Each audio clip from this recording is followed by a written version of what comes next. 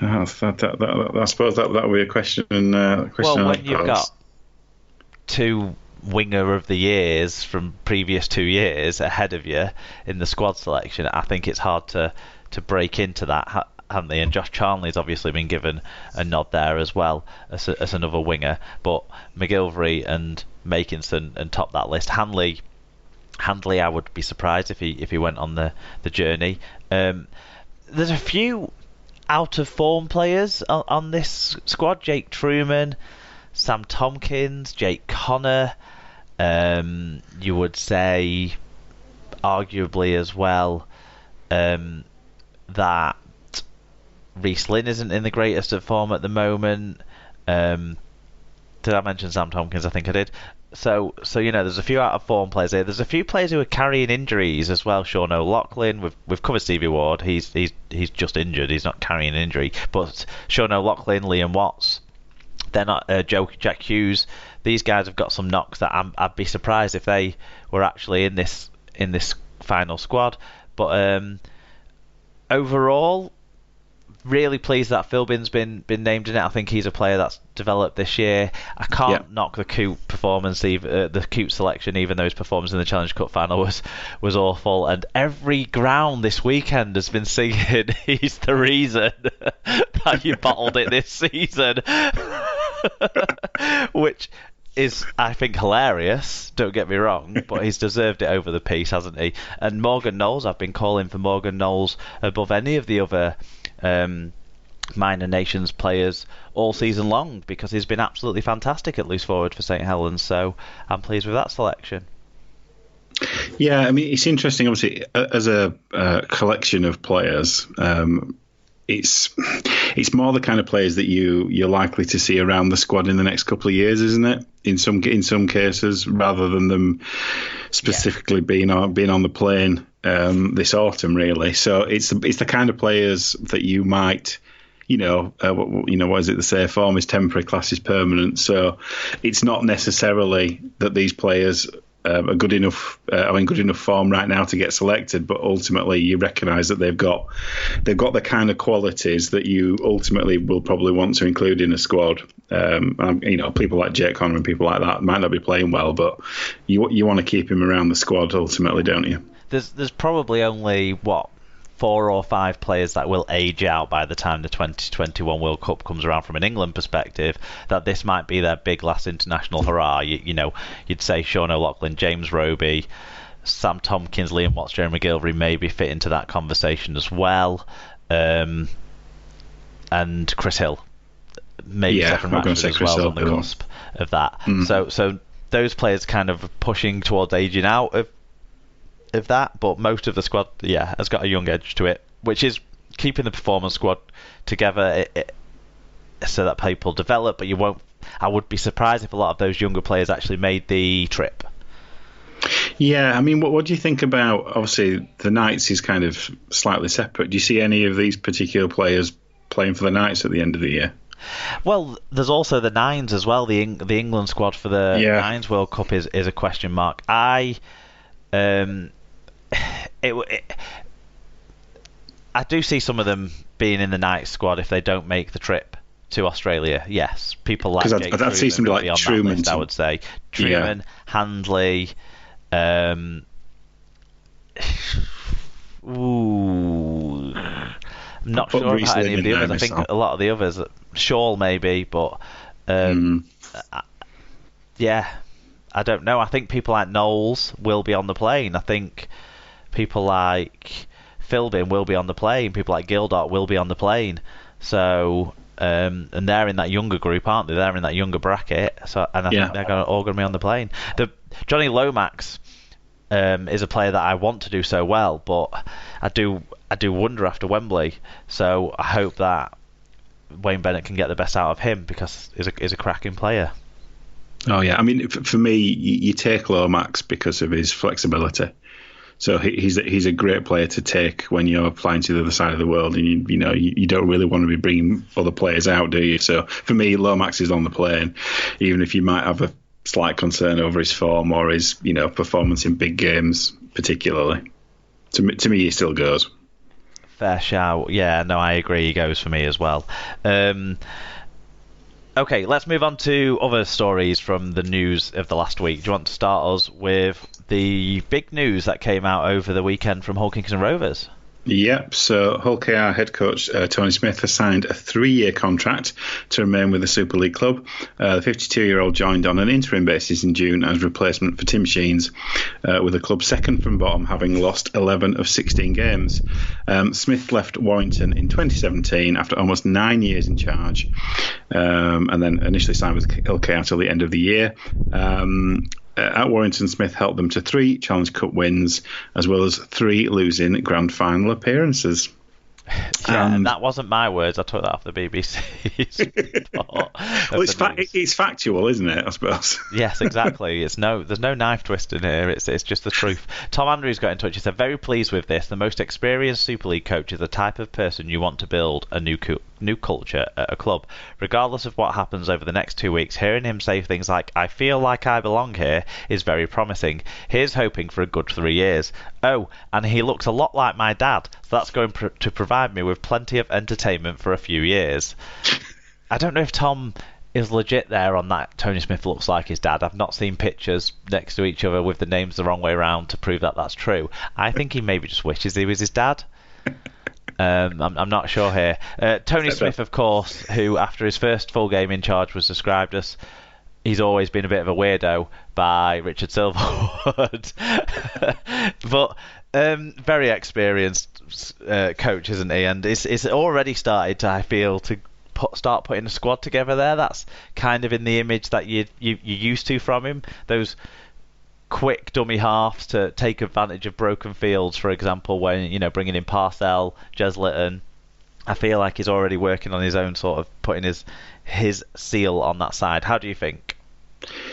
Well, it's not certain, but it looks, all indications would be that he's achieved primary objective. Don't count your chickens yet, but it's certainly looking that way. And it looks like they'll stay up, which is, what he was ultimately brought in to do.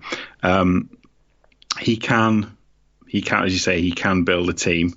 We've seen him do that at Warrington. Obviously, we've seen him do it at Leeds. We've seen him do it at Huddersfield. He's the kind of coach that you can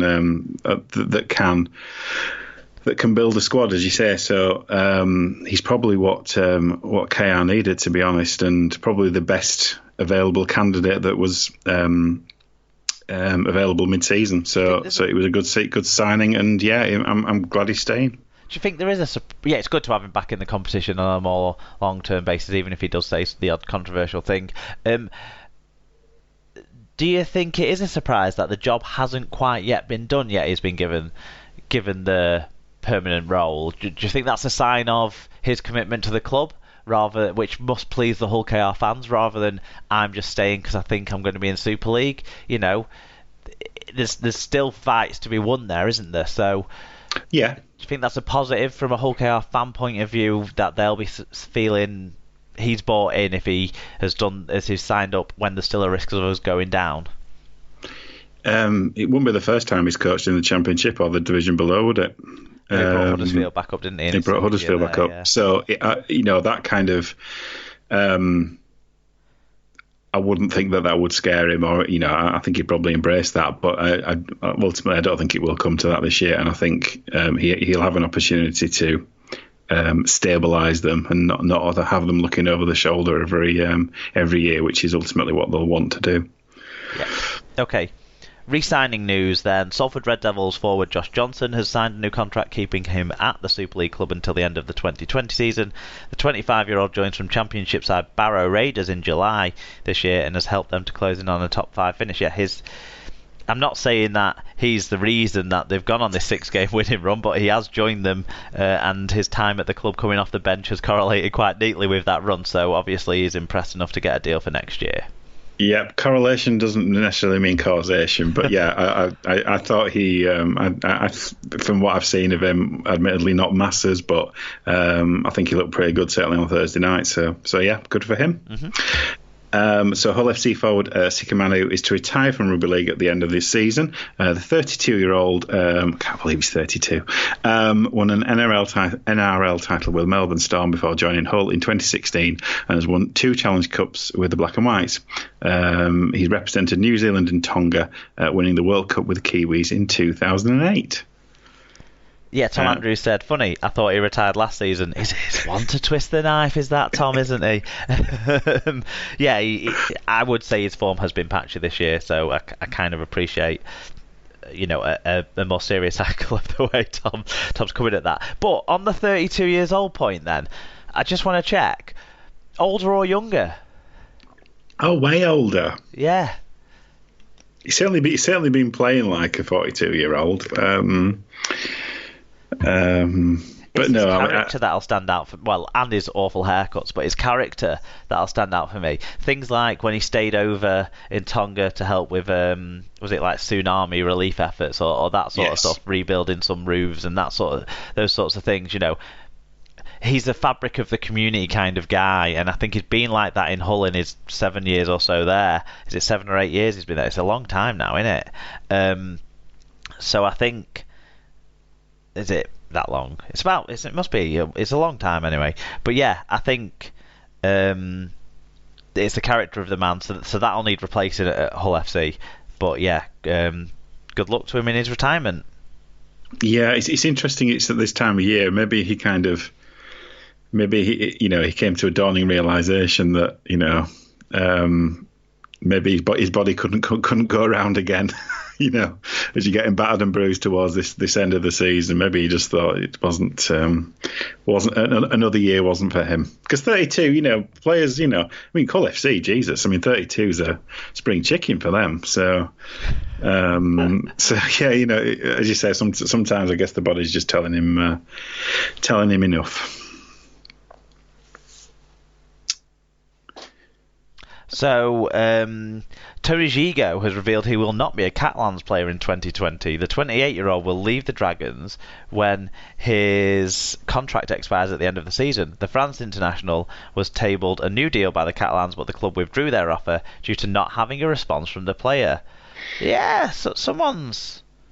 Well, it's gone wrong there, hasn't it? It's gone sour after he was king of the place a year ago.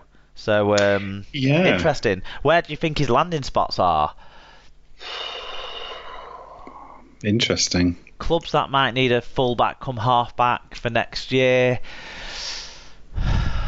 Who do you think? Cass? Huddersfield? I'm trying to think who would kind of want to... Because who would want to sign someone of his character. Hot-headed, you mean? Tempestuous, yeah. Yes. Yeah, well then, Toronto, yeah. It would not surprise me at all if he ended up playing for the Wolfpack next year. Do you think he's the kind of character that what's his name? Why is the name of the coach going out of my head? Brian McDermott would tolerate? I don't believe he is. Maybe not. But I can't think where else he would potentially land. It's a slightly surprising move that he's leaving, to be honest, and whether it's a fallout or something else. But I can't think of an automatic home for him, to be honest. At Super League level, I mean. No, Cass is the one that screams out to me as a potential landing spot, but I haven't heard their name linked with him, so we'll see. There's been rumours that NRL teams have had a look around. 28, he's still got something to give. Yes. London Broncos have confirmed the re-signing of their prop forward and sandwich smasher supreme Eddie Batty for 2 more years. Very good business. Keeping him in sliced white for the next couple of years. Do you think that's a deal to secure him in case someone wants to take him? They'll have to make an offer, because surely he's impressed a lot of people this year. Yeah, I would say so. Whether he's kind of there's something to be said. His form is based on his happiness in the set of circumstances that he's in. Might be something to do with it, potentially. Yes. Yeah. Maybe I'm writing off London too soon. They've got 2 games that they can win to stay up. Yes. So.